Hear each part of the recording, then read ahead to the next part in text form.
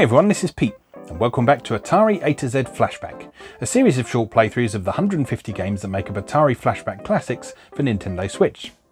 Today's game is Air Sea Battle. Now this was one of the 9 original 1977 launch releases for the 2600, or the VCS, Video Computer System as it was known back then. This game is also released by Sears under the name Target Fun, because Sears sort of re-released a lot of VCS stuff under their own name, and it was a pack-in release with the Sears branded version of the original VCS model, which was known as the Sears Telegames. But it's best known under its name Air Sea Battle, which we'll see today.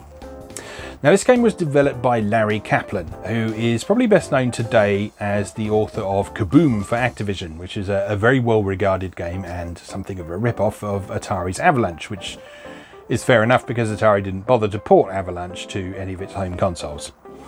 He was also responsible for fellow VCS launch title Street Racer, 1978's Brain Games cartridge, which we'll come to in a few weeks, and 1979's Bowling, which I believe is also on this collection and is not very good. Air Sea Battle was pretty widely praised back in the day. Video Magazine, which is not one I've heard of before, but apparently Video Magazine called it the ultimate game for people who enjoy blowing things up. The main criticism of the game is that although it did offer single player modes, unlike a lot of other games at the time, when playing in single player you couldn't make use of the special mode called guided missiles. Now that was an option in the 2-player games where you could fire something and then you could actually move your shot after you had fired it, and that made for some sort of interesting opportunities to like bend shots around corners and sort of hit things from the side and all sorts of things, and it was a lot of fun, if infuriating if you weren't aware of how the mechanic worked. But yeah, main criticism was because the single player mode was basically just a computer player moving back and forth randomly and firing every few seconds, there was no real way of actually sort of implementing that in a fair way. So all of the single player modes in this, you just have to use the straight shot method. But that's fine because it's still a pretty fun game and there's a lot of different ways to play, as we'll see when we come to take a look at it. So without further ado, let's go play Air Sea Battle. Okay, here we are once again with Atari Flashback Classics. And today we are looking at Air Sea Battle, which is an all-time classic for the system. So let's have a look at the instructions first of all. So this is one of the earliest Atari 2600 games, so it's got the sort of old-style packaging and manual layout and those lovely sort of watercolour drawings, watercolour paintings, whatever they are, in the middle of the artwork, sort of incorporating some very subtle elements of the game itself, like you can see the stripy blue sky in the background of that, although that's not an amazing quality scan. It gives you the idea. Right, Air Sea Battle. Controller action depends on the game being played. So this is basically a compilation of different games that involve shooting stuff, and most of them have 2 different variants of playing 2-player and one version where you can play against the computer. And the playing against the computer mode isn't terribly sophisticated, it's just the computer moving back and forth and firing every few seconds, but it gives the illusion of playing against an opponent. And so the 3 variations for each type of game basically are the standard mode, where you aim and fire in various different ways according to which game you're playing. The second one tends to have guided missiles, where if you move after you've fired a shot, you can actually change the trajectory of your shot. And then the third game is the same as the first game, except you're playing against the computer instead of another player. So all games end after 2 minutes 16 seconds of play. This is kind of a recurring pattern in a lot of early 2600 games in particular. 2 minutes 16 seconds was pretty arbitrarily chosen. I forget the name of the person who came up with that, but if you look on the Atari Age forums, I think someone provided a bit of insight into it, and literally the only reason for it is that 2 minutes 16 seconds is enough to have a decent amount of fun, roughly equivalent to what you might have on an arcade machine. That's it. It's as simple as that. It's just a period of time that presumably they put some research in and decided was appealing to people. And games also end if one player scores 99 points as well, but you're more likely to run out of time than actually come across that. So the difficulty switches on the 2600, in this case, control the size of the missile, and that applies for both players. So if you switch it to position A, you have a smaller missile, which makes it more difficult, and if you have it in position B, it's bigger, making it easier. Okay, so the various games that we've got, we'll play through these in practice in a minute, but just a quick summary. We have anti-aircraft, TM, games. We have more anti-aircraft games where there are 0-point targets. You have torpedo games where you're controlling submarines and shooting ships that are above you, even if they appear to be floating in the sky. We have torpedo games with 0-point targets. We have shooting gallery games, where there's various different types of targets that are worth different amounts of points. How is that different from the anti-aircraft? Not entirely sure it is that different from anti-aircraft. It's just a different set of targets, basically. Then we have Polaris games. So these ones have a constantly moving vehicle of some sort. So either a ship or a bomber. And you control the speed of that, and you fire when you think it's the appropriate time. So Polaris is where you're flying the ship, where you are piloting a ship. Bomber is where you're flying a bomber. And then Polaris versus Bomber, these are mainly intended for two-player games, but if you play them solo, then you take on the role of the ship, and you are fighting directly against the other player who has the other vehicle. So you're trying to shoot down the bomber if you're piloting the Polaris, and you are trying to bomb the ship if you are flying the bomber. And that's it. So all the early 2600 games that sort of had 27 video games or whatever, they came with a handy chart like this to show you which game number applied to which settings. So from here you can see that game number 1 is a two-player game. It doesn't have guided missiles, it doesn't have the computer playing, and it doesn't have any obstacles. Game 2 has 2 players. It does have guided missiles, doesn't have computer opponents, and doesn't have obstacles, and so on. And yeah, so that gives you an idea of the different modes of play. So let's actually go and play it, shall we? So here we are. It starts off on this screen, and as with Adventure was the last time we saw this, I think, you can hit the Game Select button to pick between all the different variants of the games. And there are 27 in this one, so if you go past the one you want, then you're going to have to go all the way around and do it again. Or turn the console off and start again, of course. Alright, so I'm by myself today, so let's start with game number 3, which is one-player anti-aircraft. So if we hit the reset button, off we go.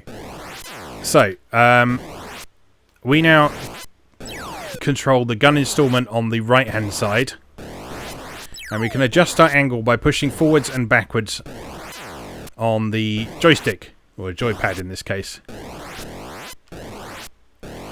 And meanwhile, the computer player is just firing constantly at that particular angle. So it doesn't actually move or have any sort of intelligence or anything like that. It'll just basically score some points by random chance every so often. So this is the difference between the anti-aircraft and the shooting gallery, by the way. In the shooting gallery modes, you can actually move your gun installment left and right. Oh dear. These are quite hard to hit. These are very hard to hit, in fact. Oh, just missed. Nice. Alright, bring on the next. So in this mode, I think all the targets are just worth 1 point. Yeah. So they just get increasingly difficult to hit as you progress, but they're all worth 1 point. So it's just purely a case of who can hit the most targets. So regardless of speed, anything like that, you just keep going like that. And a formation of aircraft will continue flying past until you've destroyed all of them. So you can't sort of miss them, as it were, because they'll just keep going round and round until someone hits one of them. Or someone hits the last one anyway. And sometimes the formations only have one plane in them like that. And then sometimes they have a bunch like that. Oh, long shot, lovely. Right, now the scores are flashing. That means our 2 minutes and 16 seconds is nearly up. So we have just a few final seconds to score some last points, but I think this one is in the bag for us. Yep, there we go. A convincing victory over the computer there on the one-player anti-aircraft mode. Okay, let's move on to one-player anti-aircraft with obstacles. So this time, there's a bit of a twist.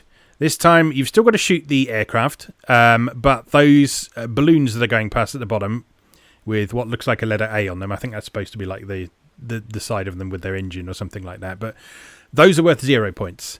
So if you hit one of those, then you'll lose that particular shot, and you won't score any points for it. So they're just there to get in the way, basically.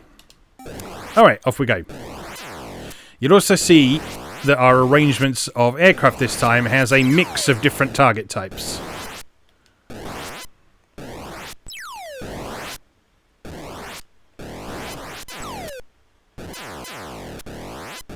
And in the case of this one, the different targets are worth different amounts of points as well. So instead of just 1 point per target, we are now getting different values according to basically the size and speed of the target.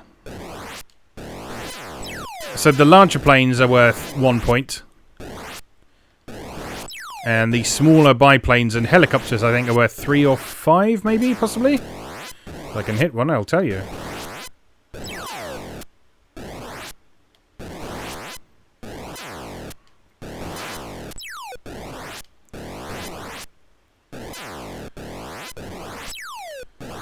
Okay, so helicopters are worth 3 from the look of things. I think the biplanes might be worth 4, actually.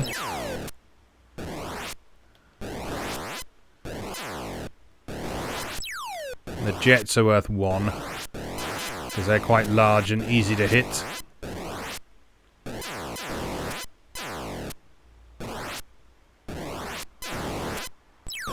Although that type of jet is worth a lot more points from the look of things, I guess. Those are rarer targets or something like that. Yeah, so this mode here, you're spending a lot more time sort of... I mean, there's only so much strategy you can put into it, but... and only so much you can say you're picking your targets, but... yeah, if you sort of try and prioritize particular types of target to beat. This one's also quite a bit more challenging to beat the computer because of how quickly they fire and how quickly they fire again once they've hit one of those balloons. There we are. A slightly less convincing victory, but still a victory nonetheless. You can actually sort of be vaguely strategic on that, actually, by sort of ending the wave, hitting the last target at a time that is sort of out of sync with the computer's shots, I think. Or maybe I'm overthinking it. Anyway, on to the next. Now we have one-player torpedo. So, in this mode, we are a submarine down at the bottom of the ocean. And we can move left and right. We can't aim up or down in this one. We're just firing straight upwards, trying to destroy as many ships as we possibly can. Now, I know the ships may look like they're in the sky, but this is now the ocean. It's true. It really is. And again, this mode, every target is worth just 1 point.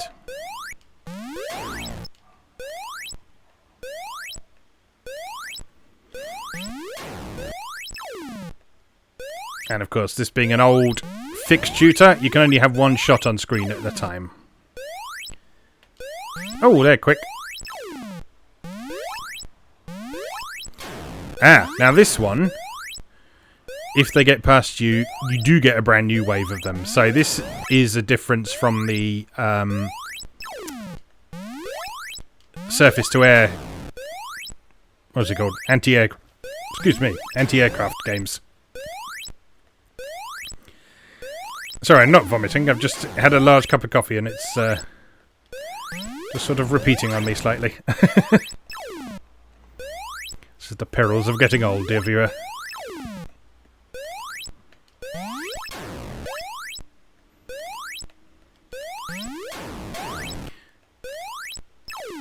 Again, doing pretty well against the computer at the minute. Because, I mean, they're only scoring 1 point at a time. And that's mostly based on effectively random chance at this point.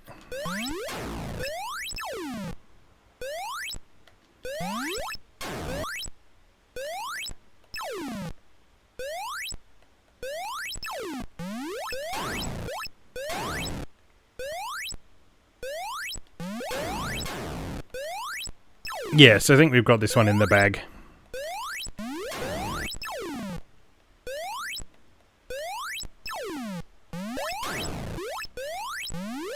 Oh, missed that one there. Oh, we got 2 of them. Cheeky. We've still won, though. Alright, good stuff. So, that was one player torpedo. Now, we will move on to one player torpedo with obstacles. So this time, it's the same game. But this time, the targets are worth varying amounts of points, as in the anti-aircraft with obstacles. And we've got the obstacles. So those mines going across the bottom, again, those are worth 0 points. So, let's go.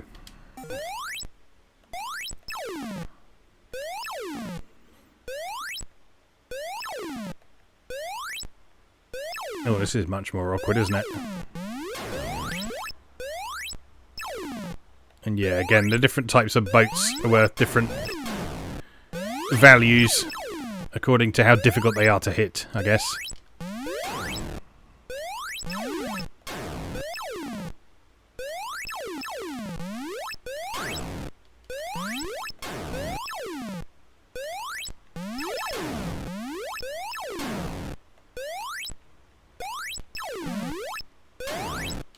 Alright, building up a convincing lead. Mustn't get complacent though. It's very easy for them to make a comeback if they start hitting some high value targets.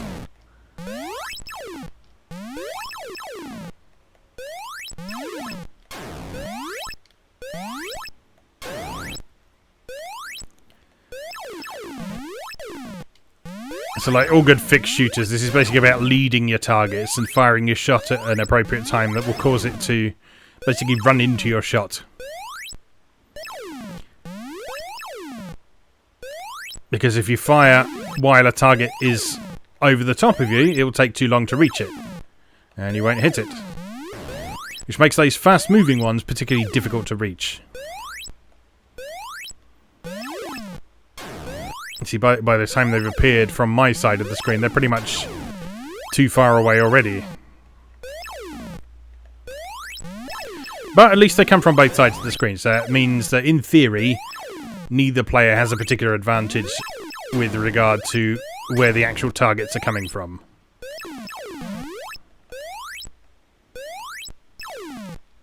Oh, he's catching up. Not having this.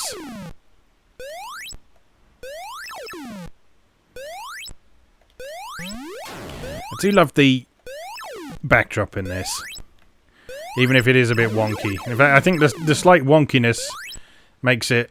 Oh, whoops. Well, I won. You saw that. You totally saw that. I won. Yeah,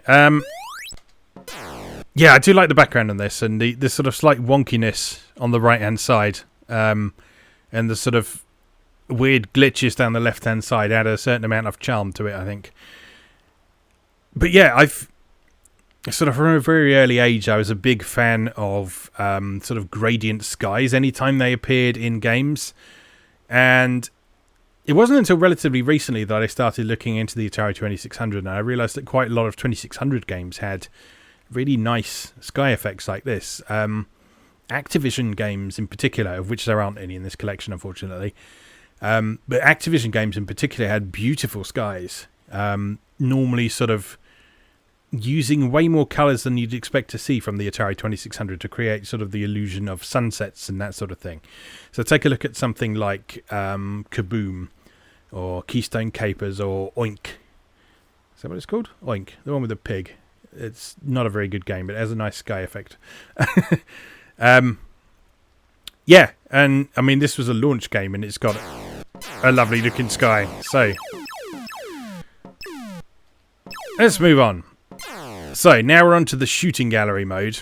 And again, one-player shooting gallery. There's no obstacles in this, but all of the targets are worth different amounts of points, and they can change direction as well, which is something we haven't seen in the previous types of game.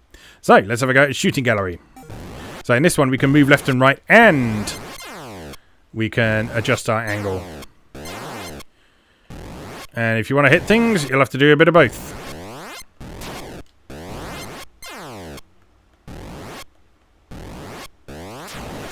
So in this one, I think the large clown faces are worth 1. And then it's the ducks, and then it's the rabbits in terms of value. So you want to try and prioritise the rabbits if at all possible. Yeah, rabbits are worth 3, ducks are worth 2. Oh, come here. Gotcha. And again, you won't get the next wave of targets until all of the previous wave has been destroyed.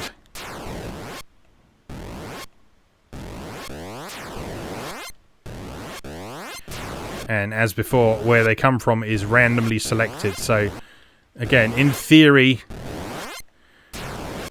there shouldn't be either player having a particular advantage.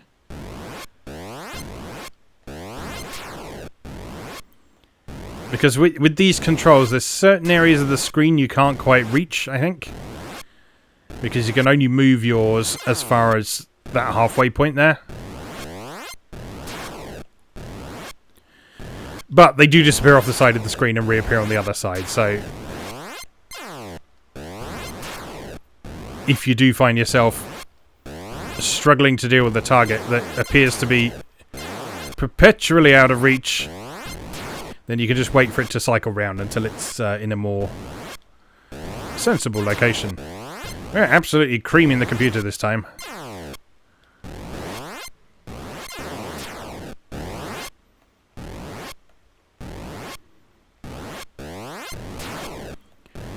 Time's nearly up.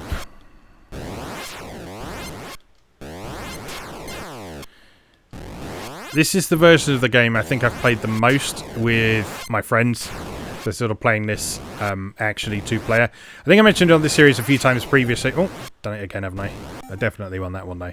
I think I mentioned it a few times previously on this series that for my last few birthdays I've run an event that I like to call the Davison Cup, which is where I invite some of my local friends over and we play some games.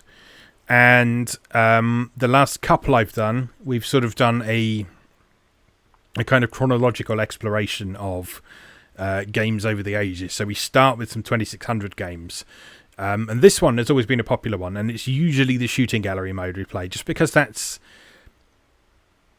I don't know if that's the most interesting.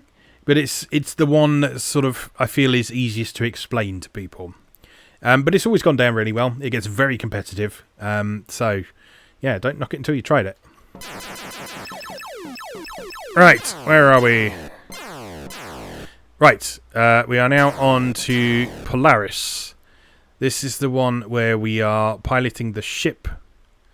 There are 2 ships in 2-player mode. One player is the ship on the bottom, the other player is the ship on the top.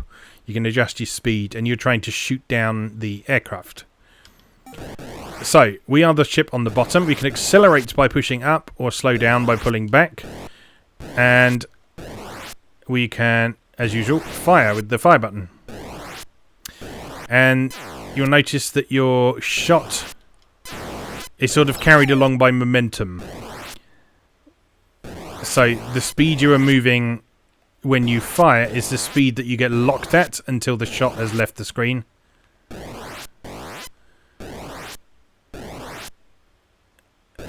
So this requires a very different sort of skill set to a lot of the other games. and is surprisingly challenging.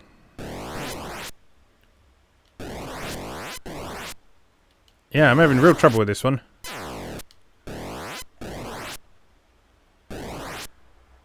Right, time it right. Yeah, it's because you're basically shooting diagonally in this one. And your shots don't wrap around the screen, but you do, so... Very tricky. Oh, this really isn't working, is it? Go on, get him! Oh, missed! This is going to be an absolute trouncing for me at this rate. Right, take it slow. Fire! Got him!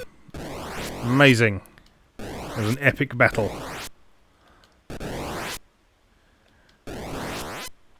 Yeah, this one's really tricky, actually.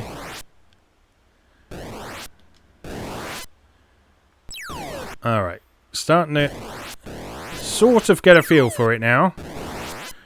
And I'm oh. I was about to say I'm gaining on the computer, but then he went and scored some more points.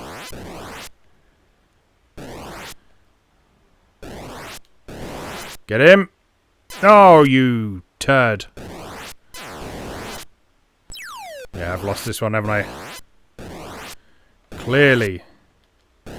Very... Oh! Go on, I can get a couple more in. Come on. No, I think it's all over. There we are. My first loss. Alright, so that's Polaris. Then we play Bomber, which is basically the opposite. So, you have two bombers at the top of the screen, and you have to hit the ships at the bottom. And again, we are the bottom one. So this time, instead of firing large, square-shaped, whatever it is you're firing in Polaris, missiles, I guess. In this one, you're dropping smaller bombs. I think that they're the same width, basically, but they're not as tall, so...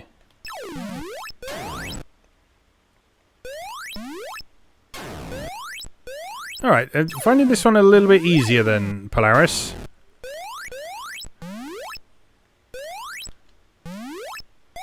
Oh, missed. Still getting beaten, mind.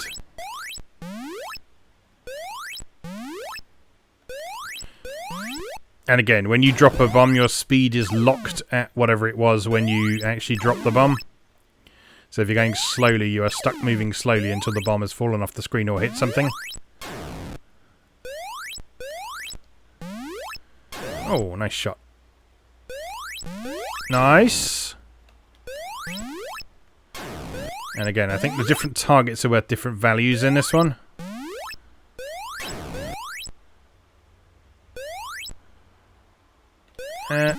Nice. Come on. Just a few more. That's more like it. Oh no, he's got ahead again.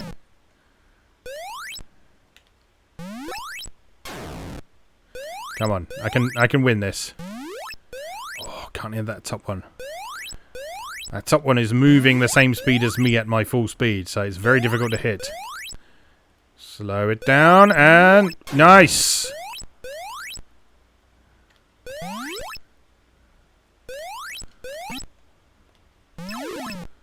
Oh, he's pulled ahead again.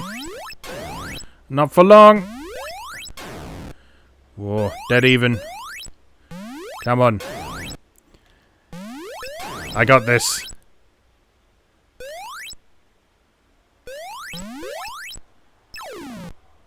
Ah, stunning last-minute victory from the plucky human. You're not taking over just yet, machines. Right, moving on from there. We then have Polaris versus Bomber, in which you can only play the Polaris. You can't play the Bomber for some reason. And it's very simple.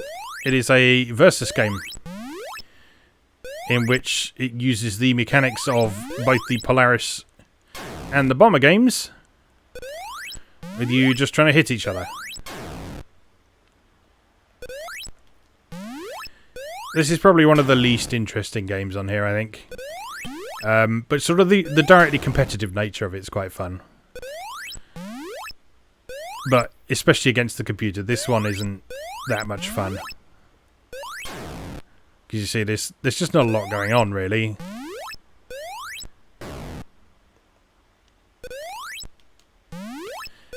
But, well, we'll play it through to completion and see if we can get a clean sweep against the computer.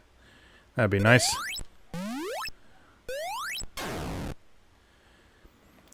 Because again, the computer isn't... Oh, no, he got us! Yeah, the computer isn't showing any sort of intelligence here. It's just flying at a constant speed and dropping a bomb every... Oh, dear. Yeah, the computer doesn't have any intelligence. It can't hit me.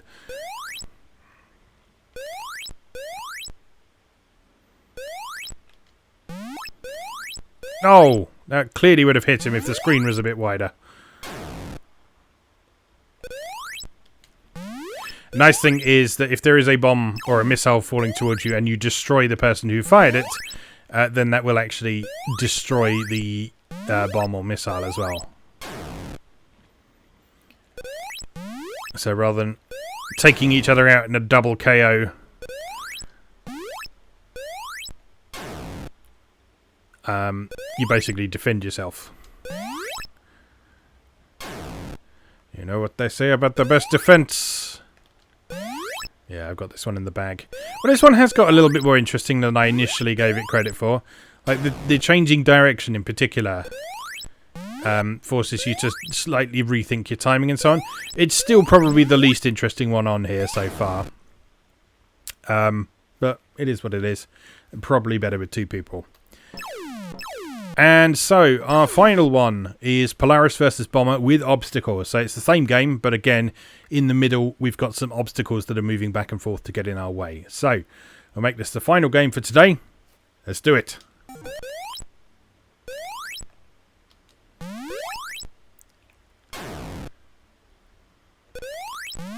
Oh, missed. Oh, no! Got me on the... I don't want to say rebound because that's not what it is, but, you know. You hit a mine, though. Oh, the mines are going the opposite direction now. That's awkward. 2-0.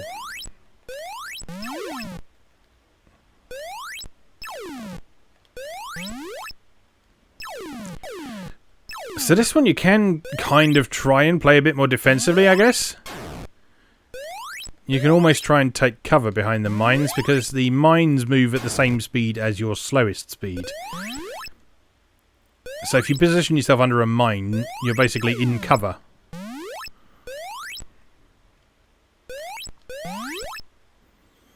Is this the first cover shooter? I think so.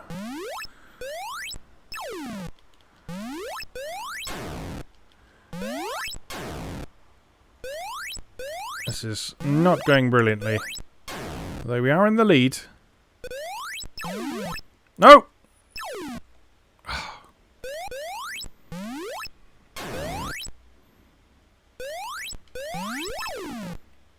Ah, just sailed right past his nose. It's even. Oh, lovely shot there. Nice. Too early. Nice.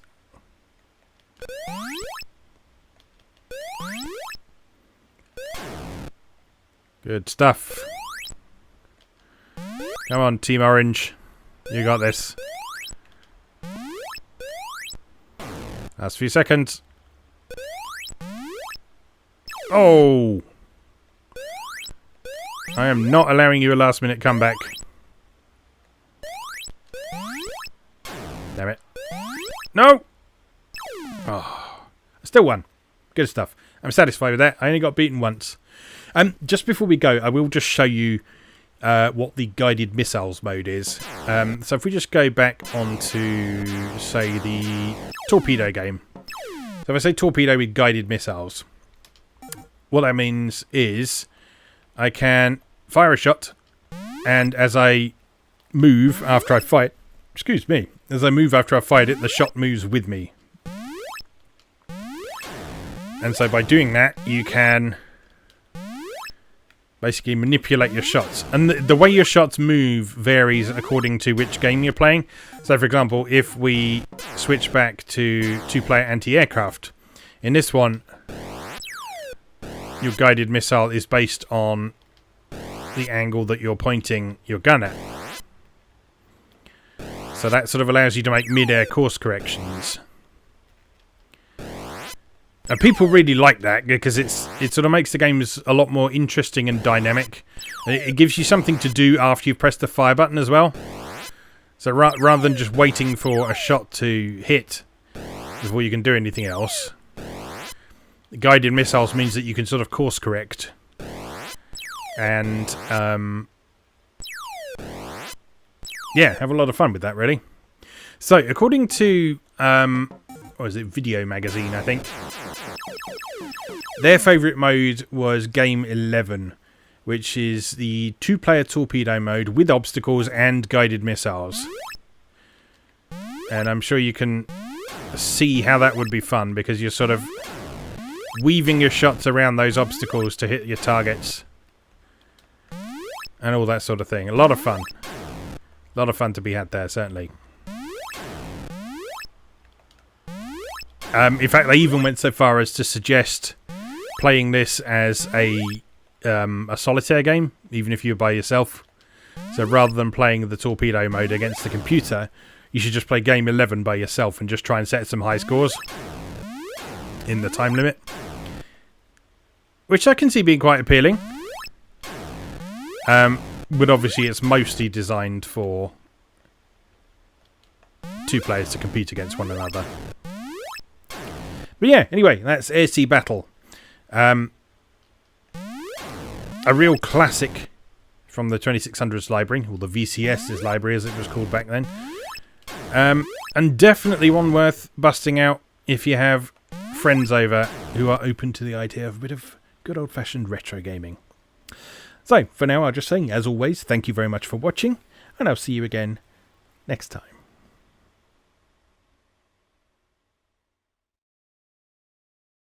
Thanks for watching. If you enjoyed this video, please help out the channel by leaving a like or a comment and subscribing. New episodes of Atari A to Z are on Tuesdays and Atari ST A to Z on Thursdays. Check out atariatoz.wordpress.com for a full archive. Do please also check out my other projects moegamer.net, where I explore Japanese and Japanese-inspired games from yesterday and today, and videopackgames.wordpress.com, which aims to catalogue a small but well-formed library of the Philips G7000 Videopack computer, also known as the Magnavox Odyssey 2. You can also support my work on Patreon or buy me a coffee. You can find links to do both down in the video description. Thanks again, and I'll see you next time.